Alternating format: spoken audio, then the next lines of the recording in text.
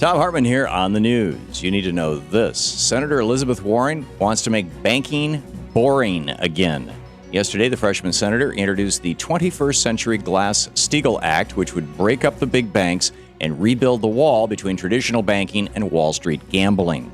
In a statement, Senator Warren said, despite the progress we've made since 2008, the biggest banks continue to threaten the economy. Senators John McCain and Maria Cantwell, the pair who attempted a similar bill back in 2009, joined Senator Warren as she introduced her new legislation. Of course, taking on the too-big-to-fail banks won't be an easy challenge. Previous attempts to rein in bank size and power were met with huge resistance from the banksters, who railed against proposals to break up the banks. Brian Moynihan, CEO of Bank of America, said the so-called universal banking system is the most important model there is. He argued that banks can't be competitive if they can't provide all those services to their customers. And J.P. Morgan CEO Jamie Dimon has even tried to make the case that too-big-to-fail banks are a good thing. Last year, he told the New Yorker magazine, there are huge benefits to size, and that's what capitalism is. But Senator Elizabeth Warren isn't buying any of their talking points. Since the day she was elected, Senator Warren has worked hard to hold banksters accountable for wrecking our economy and proposed rules to prevent it from happening again. When she introduced the 21st Century GlassSteagall Act yesterday, she said, the four biggest banks are now 30% larger than they were just 5 years ago, and they have continued to engage in dangerous, high-risk practices that could once again put our economy at risk. We know the banksters won't give up their power easily, but Senator Elizabeth Warren isn't backing down without a fight. In screwed news, on Thursday, Republicans in the House of Representatives put huge corporate farms ahead of hungry Americans. Breaking 30 years of legislative tradition, GOP lawmakers stripped the food stamp program out of the farm bill and voted on the remainder of the legislation. The debate on the House floor became intense as Democrats delayed the vote for hours and called Republicans callous and cruel. Representative Rosa DeLauro said, a vote for this bill is a vote to end nutrition in America. Congressman Steny Hoyer said Republicans cannot help themselves from turning nonpartisan, bipartisan legislation into my way or the highway.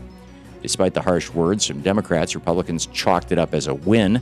GOP Congressman Marlin Stutzman said, we wanted separation and we got it. You got to take these wins when you can get them. The House will supposedly consider food stamp legislation in a separate vote, but it faces the same Tea Party Republicans who called for huge cuts in the program to begin with.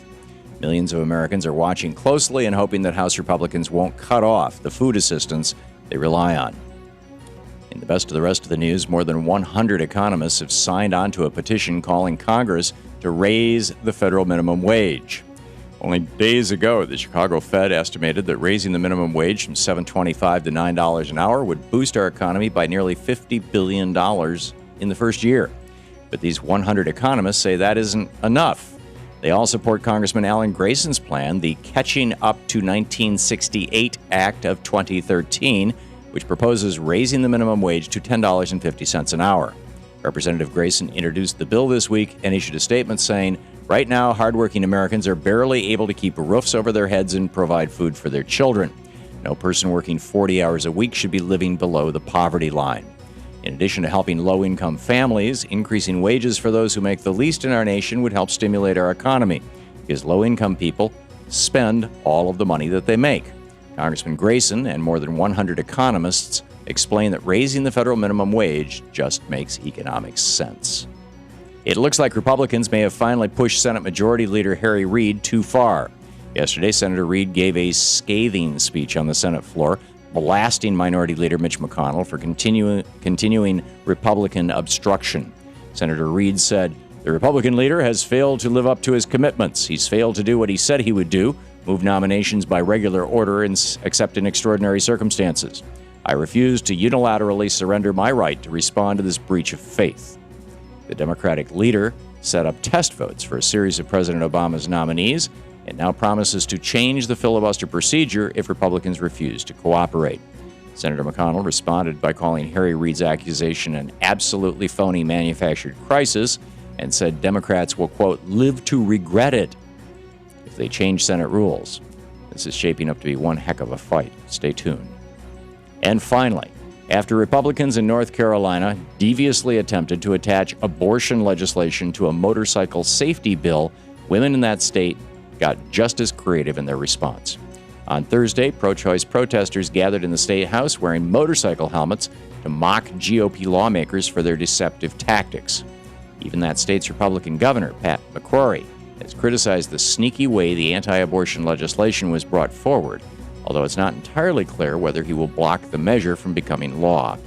While the attack on women's rights in North Carolina is certainly no laughing matter, many people shared a few chuckles over the activists' efforts to highlight the outrageous actions of the Republican lawmakers. No word yet on how long the women will continue wearing their helmets in protest, but it appears they'll be ready for the GOP's next crash course in the art of deception. And that's the way it is today, Friday, July 12th, 2013. I'm Thom Hartmann on the news.